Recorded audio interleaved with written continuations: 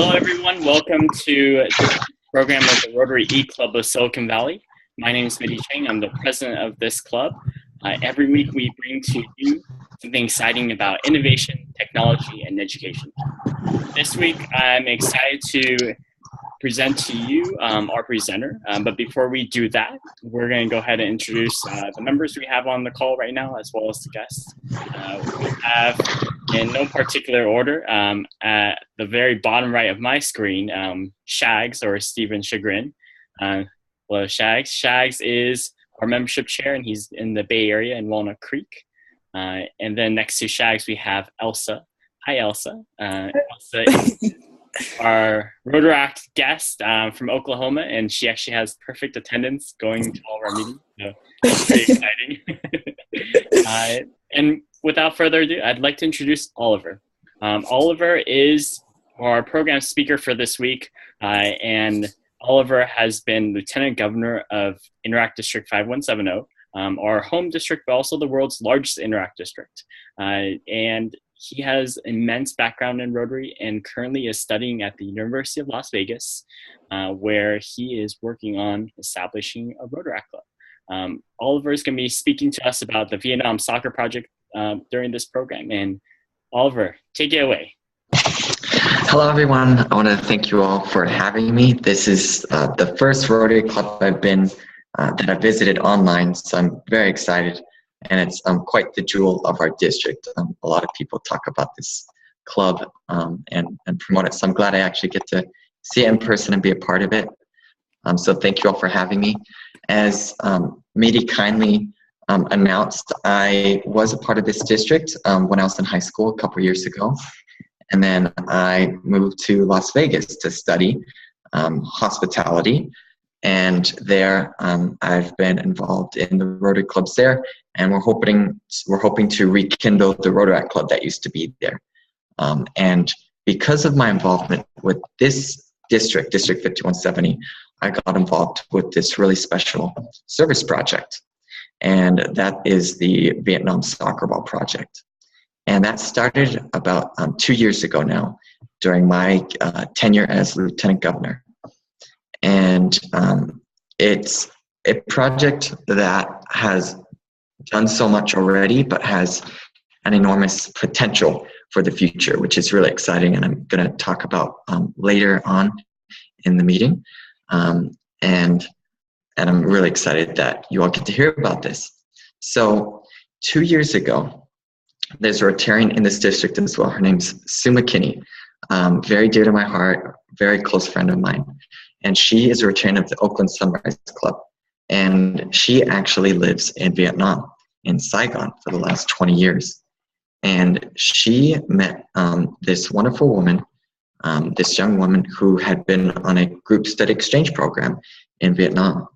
And she was working for this organization called One World. And this girl introduced Sue primarily to this special soccer ball that this organization makes. And it's this soccer ball here, which I will bring back up later. I mean, I'll show it quite a few times. But this soccer ball isn't your ordinary soccer ball. It is specifically designed for people in third world countries who don't have the pleasantry of having a turf field or nicely mown lawn grass. These people playing soccer all over the rest of the world, they're playing on dirt roads, they're playing out in the middle of a forest or the jungle, and they don't have the option of playing on a field like I had from my childhood. And for a lot of these kids, if they are so fortunate to get a soccer ball, it doesn't last very long. In these rural parts of the world, these soccer balls could last maybe an hour or less, because they're playing where there's rocks, or potential cars driving by, and it's going to run the ball over. And so a lot of times you'll see these kids playing with trash bags. They literally find plastic trash bags or just twine and random garbage, and they make a makeshift soccer ball out of it. And that's what they play with all day. And so the founder of One World decided that we need to do something about this. And so he created this ball that is virtually indestructible. And so what he means by that is here you have this special pump. And so you could actually like run this over with the thing and it'll reinflate itself. So I'm not going to stab this because this isn't my ball, but if I had a knife, you could actually stab the ball with the knife and it would still keep its shape. You could run over it with a car, or it could puncture itself and it would never go flat. So as you can probably tell, in these very rural parts of the world, this is invaluable because these people don't have the money to keep on buying new soccer balls. So Sue McKinney immediately was interested because in Vietnam, there's a lot of these villages that fit this exact description of these very impoverished people who want to be outside, want to do these kind of community activities of playing soccer, but they don't have the means to do so. And so she, along with several other Rotarians, worked very hard to put together this project. And what they did actually was they got a container of soccer balls, 2,400 of these soccer balls. And they said, we're going to go to Vietnam and distribute it all over the country. And it was amazing because so many of the Rotarians, Rotaractors, and Interactors in our district instantly said, this is something we want to be a part of. And so what they did was they took these soccer balls from Hanoi in the north all the way down to Ho Chi Minh City in the south. And they distributed to schools and community centers all up and down the coast. And they did this with a collaboration of all three branches of Rotary. And that was during my tenure. And I unfortunately wasn't able to go because I went to the convention in Brazil, and it was too much traveling for my parents. But I was fortunately able to see them at their beginning, at the inception of this project. And that was them going around to different Rotary clubs and just raising awareness. And I went this year on the project. They did this again. And we revisited some of the sites that we donated these soccer balls to. And it was just absolutely extraordinary to see these actual soccer balls just almost black from use, because these kids have been playing with it over and over on the asphalt or out in the dirt, and still to this day in perfect condition. And to know, it's actually going somewhere and these people are really using it to its full effect. And we went with a group of about 10 people this year, Rotarians and Interactors, and myself as the Rotaract representation. And it was just so heartwarming to see the actual service being done and the faces of these kids, because as soon as they see the ball, there's that instant gratification in their eyes. Their faces light up. And I remember one person in particular, we went to this one soccer club there. And we brought several of these balls to present to this team. And one of the kids grabs the ball and he's like, "Can I take this home?" And he was just like so full of joy. And it's really telling of the kind of project that it is. And one of the amazing things is that this project, the potential that it has, is in the works right now. One of the things they're trying to develop is actually to brand this ball with the Rotary logo, which means that any club in the world could contribute to it, and they could give it to their local populace, to a local school of theirs, or even if themselves have an affinity for soccer, they could do it. But Rotary has done all this focus and emphasis on its branding because they really want to get the name of Rotary out into the world and have it be recognized for the great things that it does. And to me, having this ball be branded is such an amazing thing to contribute to that goal, because when people see this ball and they see the logo, they instantly have a positive association with the organization. And so right now we're working on, if we get an order of 1,500 balls, then that means that we can create the mold for this ball to be branded. So, which would then allow any club theoretically in the world to purchase this special ball. And it's really great because in Vietnam, Rotary was disbanded in 1970s after the Vietnam War, and there hasn't been Rotary there since. And Sue McKinney has been for 20 years trying to get it back up and going. And they've been making really good progress with it because partly the majority of it is actually from this project, because the Vietnamese officials there see this coming in and seeing the effect that it has, and showing them, just how beneficial Rotary is, and what I truly believe is every place there's a Rotary Club, it's a better place just because it's there. And so this project is really helping to contribute to that effort of driving potential Rotary clubs in Vietnam. And this branding of that ball is what's going to help take it over the top, which is really exciting. And so we presented at the convention this year in Seoul, which I was a part of. And we had a booth there with all of our soccer balls, and we're juggling the balls at the booth. We're showing people, and it was great because so many people from around the world came by to see, because soccer or football in most of the world, what they call it, it's an international sport, and everybody recognizes it for what it is, and people are instantly attracted to it. So we had people from Canada or in Bangladesh and just all over coming to see the ball and hear what it's about. And it was pretty easy for us to pitch the idea, because this past March we had the Rotarian magazine, their featuring article was on our project, and it was about the project we did last year. And they sent out their one of their magazine article writers and to come along on the trip and experience it. And then they also issued Associated Press came out, one of their photographers, to photograph the journey. And it was amazing because usually when this happens, they're there to work, and what they're doing is collecting stories, or they're sitting in the background writing about it or taking the pictures. But in this instance, we actually had the event where both people, the writer and the photographer, put their pen and pad down or their camera down, and they just wanted to help because they're so in love with the project.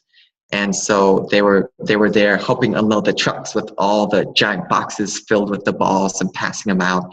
And they even went to go play some of the soccer games that they did with the children there. And the photographer actually was supposed to leave early, but he stayed because he fell so much in love with this project. And it was just such an amazing thing. And for me to be a part of it this year was just so gratifying to see that the fruit of the labor, and to really see the service, because it's so much different having that personal connection with the people and the children, and seeing their faces and that emotional reaction. And so it's just been an amazing experience thus far. And this year, it's always manifesting itself, this project, because it can take so many forms. So a couple of things that are happening is I'm actually going to Mexico in 2 weeks for a different Rotary service project. And one of the benefits of these soccer balls is it's so easy to bring along and just contribute anywhere you go. And so what I'm doing is I am in one of my check bags, I'm getting a duffel bag, and I'm just putting a couple of these balls with me. And while I'm in Mexico, when I meet some children that really make an impact on me, or that I see a need, or a school that I run into, you can just give them this ball, and it's that simple. And so there's so many people that I know who have done this on their own personal travels or with Rotary on separate things. They just take it in their bags and they go. And sometimes they bring 1 or 2 balls, sometimes they bring a lot more. And so it's just such a versatile project. And this year, while we're in Korea, it started to take another shape. And in our Interact district, in this district, the international project, which you actually, I believe, heard from Kitty Hu a week or two ago, they did human trafficking, which is such an amazing topic to do. And so while we were in Korea and in Vietnam, we wanted to contribute to that project. And so when we were in Vietnam, part of our trip was to actually go to a human trafficking conference and to be educated about, how to prevent it, how to identify it, and all these other factors. And Vietnam is a particularly vulnerable place to trafficking because of its proximity to Cambodia, where there's a really large and pervasive sex industry there, and then also because of its proximity to China. And because of its one-child policy, there's actually in this generational trend a lot more men being born. And so there's actually not enough women to marry. So they're bringing Vietnamese girls and women from Vietnam, kidnapping them to then be wed in China. And so there's this huge need and issue with human trafficking there. And so we're in this next year actually partnering with a few different organizations along with our soccer ball project. So while we go and donate these soccer balls to a school, we're also providing scholarships for these girls to stay in school and so that they can become educated themselves and their parents. And by educating them, we're severely diminishing their likelihood of human trafficking. And so it's just so great that this project is so multifaceted and taking so many shapes. And it started right here in our district. So it's such a prideful thing for me because District 5170 is very much a pioneer in so many regards, in regards to membership, regards to service projects, especially Interact being one of the most well-known districts in the whole world. And they were the catalyst, one of the catalysts for this project to really take off, which is such an exciting notion. And before I end, I want to show you all this special video that highlights the project and just kind of shows you the soccer ball in action. And so it's with Katie Kirk from Yahoo. So I'm going to share this all with you now. And let me know if you can hear it or not. Okay, so.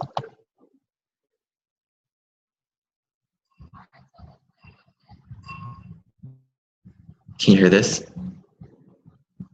I don't think we can hear it. You might have to take off your headphones. It's weirdly satisfying. And give it a shot. It's still. Wow. What if somebody ran it over? Still be fine?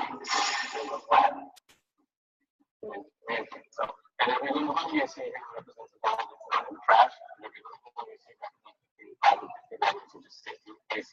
When you're in Africa, Afghanistan, where you can't just find out. This is.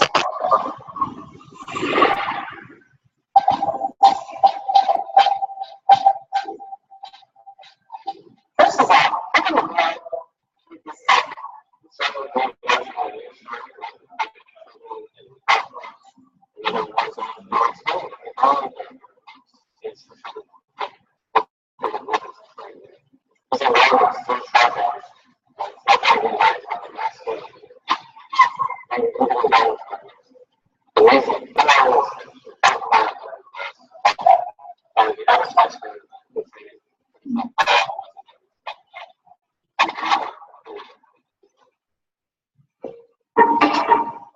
This has been road tested, even by a lion?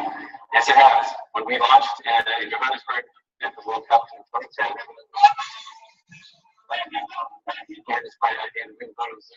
we have this lion that loves to play with balls and fighting is beautiful to a true man. He saw the ball coming and he picked up. He's so ready to play. He played for over an hour, and then finally laid down for exhaustion. Even after 3 days, they could not believe it. He's got huge muscles, but it's still bouncing and playing.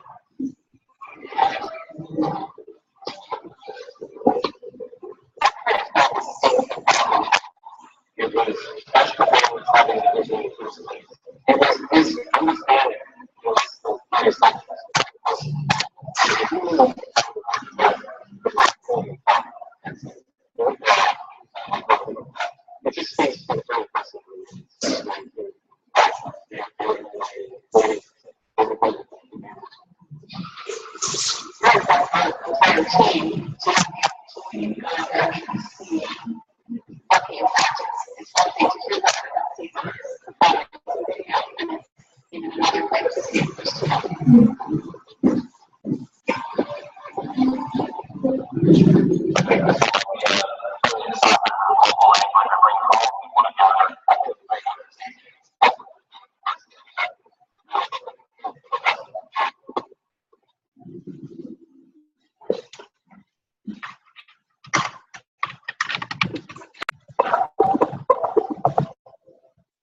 So that was the video, and it really shows you the ball in action, and the inception of it with the actual organization. And with that, I will leave it for question and answers right at 8:25. Tried my best, MIDI and Rotary Club, not to take up too much of your time. Awesome, Oliver, great job. That was terrific. Shags, you're muted if Let's do that again then. Hey, we owe it to him.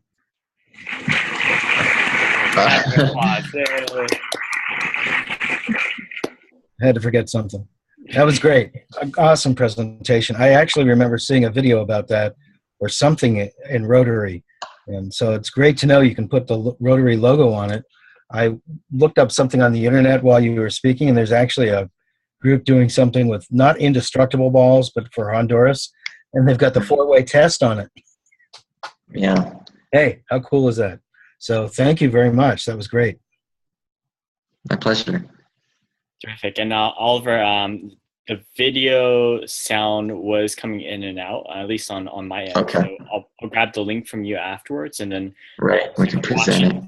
If you're watching this program right now, we'll have that video for you right below, and you can go ahead and watch that.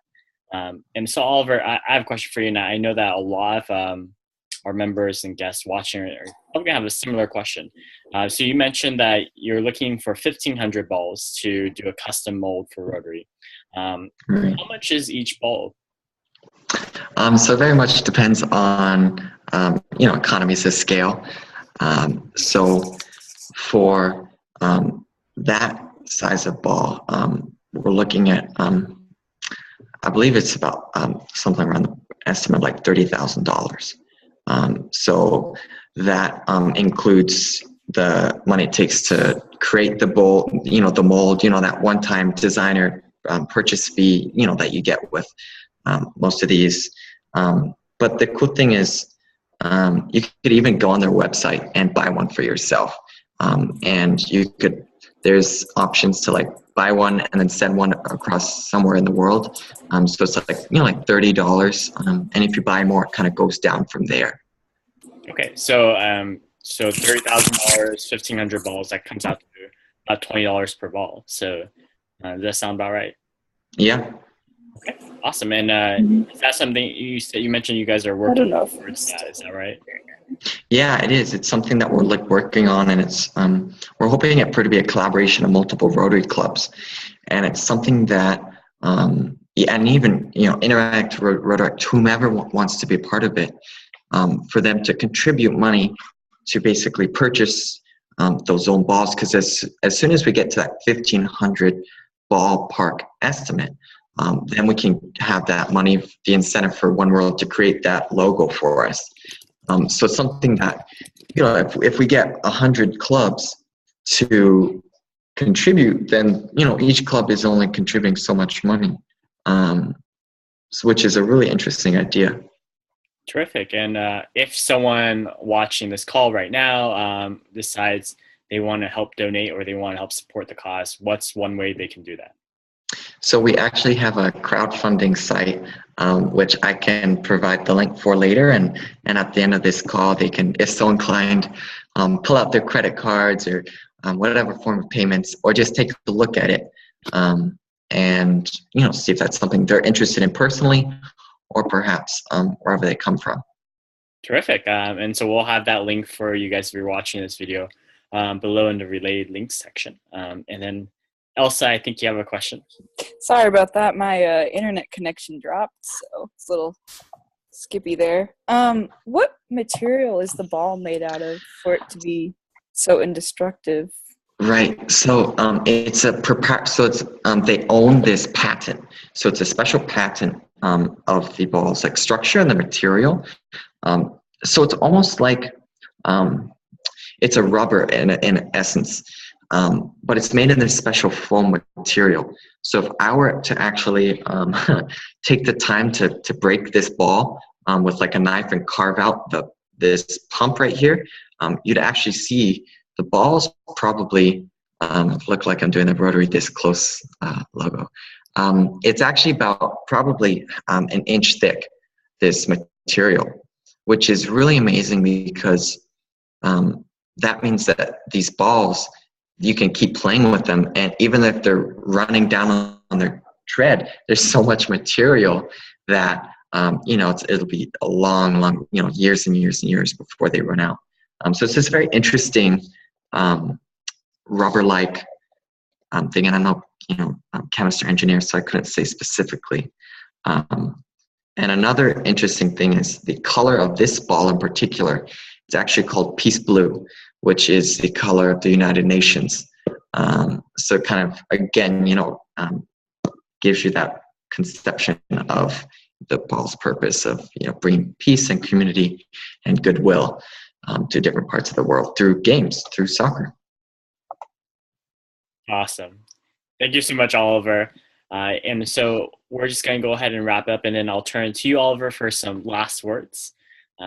So thank you, everyone, for joining us for this week's program, the Rotary eClub of Silicon Valley. We hope that you enjoyed it and you are walking away with something new and exciting. Oliver, any last words? I just want to take the time to thank all of you for being shakers and movers in your own right. Sometimes people are hesitant to do new things, and this club in itself is one of those new things. So it's really exciting that you're all contributing to something that's changing the face of Rotary, and that's something I'm always really proud of. And I want to thank you all for giving me the time to promote this project of our district and just spreading awareness of this.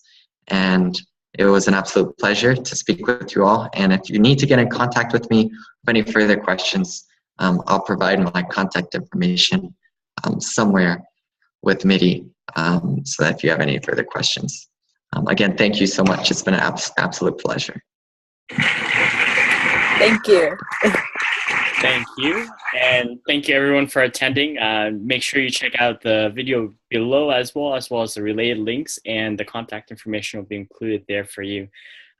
We hope to see you next week for our next program. Take care.